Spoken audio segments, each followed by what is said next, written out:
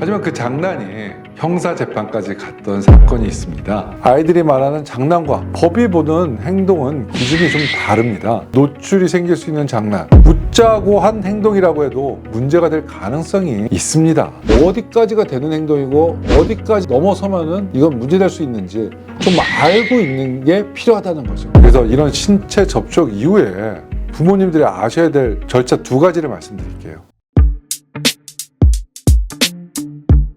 단순히 장난이었어요? 하지만 그 장난이 형사재판까지 갔던 사건이 있습니다. 2018년 평창 동계올림픽 금메달리스트였던 임효준 선수였죠. 훈련 중에 동료 선수의 바지와 속옷을 잡아당겨 신체 일부가 노출됐고 피해 선수는 수치심을 느꼈다고 했습니다. 1심은 강제추행 유죄, 하지만 2심과 대법원은 무죄를 선고했습니다. 그 사이에 무슨 일이 있었을까요? 대한빙상연맹의 선수 자격 1년 자격정지의 징계, 국가대표 활동 중단, 국제대회 출전 불확실성 증가, 그리고 결국 그는 중국으로 이런 상황 속에서 귀화를 선택하게 됩니다. 이 사건은 단순히 유명 선수 이야기일까요? 아니면 바로 여러분의 자녀가 교실, 학원, 기숙사에서 겪을 수도 있는 문제일까요? 오늘은 장난과 강제추행의 경계, 그리고 성범죄에 연루되었을 때 실제로 어떤 일이 일어나는지 좀 부모님이 아시라고 제가 지금까지 경험했던 일들을 말씀드릴까 합니다. 아이들의 장난, 어디서부터 성추행이 될까? 아이들 이야기 들어보면 이런 말 많이 하죠. 그냥 장난이었어요. 다 웃었는데요? 다 치나서 그런 건데요. 솔직히 부모 입장에서도 그 정도는 애들끼리 그럴 수도 있지 않나 싶을 때가 있습니다. 그런데 여기서 한번 방향을 바꿔서 생각해보면 좋겠습니다. 아이들이 말하는 장난과 법이 보는 행동은 기준이 좀 다릅니다. 아이들은 관계와 분위기를 먼저 봅니다. 친한지, 서로 웃었는지, 그날 분위기가 어땠는지. 하지만 법에서는 그 행동 자체가 성적인 의미를 가질 수 있는지, 상대의 의사와 무관하게 신체를 접촉했는지 이걸 보게 되는 거거든요. 예를 들어서 바지를 잡아당기거나 특정 부위를 건드리거나 노출이 생길 수 있는 장난, 웃자고 한 행동이라고 해도 문제가 될 가능성이 있습니다. 또 하나 중요한 점은 그 자리에서 웃었다고 끝나는 게 아니라는 거죠. 그날은 아무 일 없이 넘어갔는데 집에 가서 불쾌했다고 말하면 상황은 전혀 다르게 흘러갈 수 있거든요. 그래서 부모님들이 아이들한테 해줄 말은 친해도 몸으로 하는 장난은 좀 조심해. 애매하면 하지 않는 게 맞아. 웃겼는지가 아니라 선을 넘지 않았는지, 이 정도 기준만 공유해도 아이들은 한 번쯤은 생각할 수 있는 기회가 생기는 거거든요.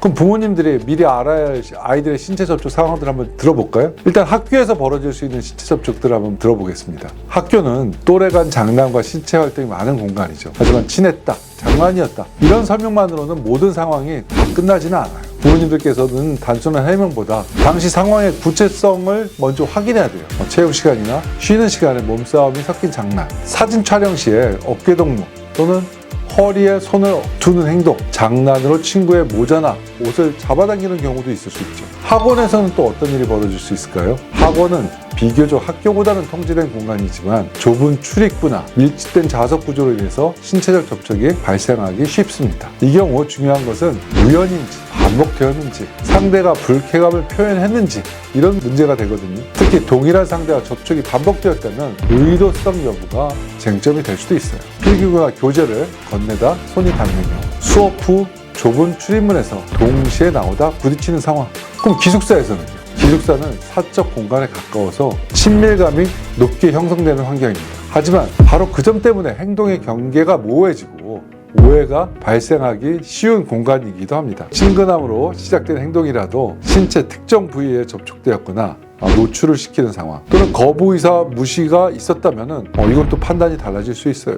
부모님들께서는 아이들끼리 그럴 수도 있지, 이렇게 가정부터 내리는 경우가 종종 많거든요. 그래서 장난으로 등을 치거나 베개를 던지는 행동, 좁은 생활 공간에서 옷을 갈아입는 과정 중 의도치 않은 노출 상황. 등하굣길에서는요, 등하굣길은 관리자의 통제가 거의 없는 공간이죠. 좁은 차량 좌석이나 군중 속 이동 과정에서 신체 접촉이 발생할 수 있습니다. 특히 제3자의 목격 진술이 엇갈릴 경우 사실관계에 대한 다툼이 확대될 수도 있죠. 여러분의 자녀들이 상황에 연루되었다면 목격자의 연락처를 받을 수 있도록 교육해 주시는 것도 좋아요. 그래서 이런 신체 접촉 이후에 부모님들이 아셔야 될 절차 2가지를 말씀드릴게요. 이런 사건이 발생되면 바로 학폭위가 열리죠. 학폭위에 대해서 간단히 안내 드릴게요. 아이들 사이에 신체 접촉 문제가 생기면 형사 절차보다는 가장 먼저 진행되는 절차, 바로 학교폭력 대책심의위원회, 흔히 말하는 학폭위가 열리게 되어 있어요. 학폭위는 학교 내부 기관이 아니라 교육지원청 소속 심의기구라고 보시면 됩니다. 절차는 생각보다 단순해요. 첫 번째, 학교에 신고가 접수됐지 않습니까? 그러면은 2번째로 학교장이 사안을 조사한 뒤 교육지원청에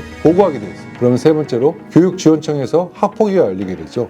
그러면 4번째로 가해자와 피해자 학생과 보호자 의견을 듣고 어떤 조치를 취할지 결정하게 됩니다. 학폭위가 할 수 있는 조치는 서면 사과, 접촉 협박 금지, 교내 봉사, 사회 봉사, 특별교육 이수, 출석 정지, 전학, 퇴학 이런 것들이 있을 수 있어요. 간단한 학폭위 조치로 끝날 수 있으면 좋겠지만 별도로 형사 절차가 진행될 수도 있어요. 경찰에 신고가 접수되면 합의하고는 상관없이 경찰 수사가 가능해져요. 만 19세 미만이면은 일단 적용 법률에 있어서 일반 형법이 아니라 소년법이 우선해서 적용되거든요. 그래서 아주 중한 거 아니면 죄가 된다고 하더라도 가정법원 소년부로 사건이 넘어가서 보호관찰이나 사회봉사, 교육명령 등을 받는 경우가 대부분이긴 해요. 핵심은 이거라고 보시면 돼요. 학폭위는 교육 절차, 형사적으로는 사법 절차, 이 2개가 같은 일을 다루지만 서로 다른 절차라는 거고 동시에 진행될 수도 있어요. 그래서 학교에서 끝났다라고 하더라도 형사적으로 끝났다는 의미는 아니에요.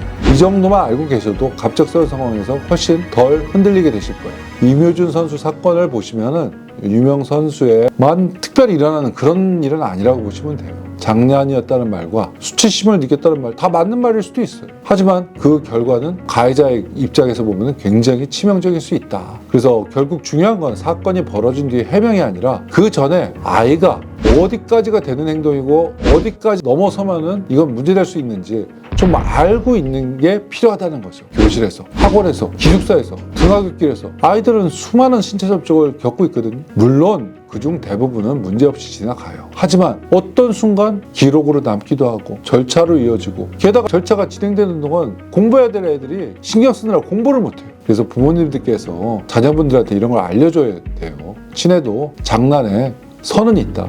애매하면 멈추는 게 맞다. 이것만 알아도 아이들이 한 번쯤 다시 생각해 볼 여지가 생기지 않겠어요? 제 영상 잘 참고하시고 궁금한 점 있으시면 댓글 달아주셔도 좋아요. 아니면 방문하신다고 하면 제가 직접 설명해 드리고 지금의 상황이 어떤지 그리고 이런 경우에는 어떻게 대처하는 게 유리한지 이런 것들을 설명해 드리도록 하겠습니다. 여러분들의 자제분들은 이런 일 없이 학교 생활을 잘 마무리할 수 있기를 바라는 마음에서 이번 영상 찍게 됐습니다. 여러분 감사합니다.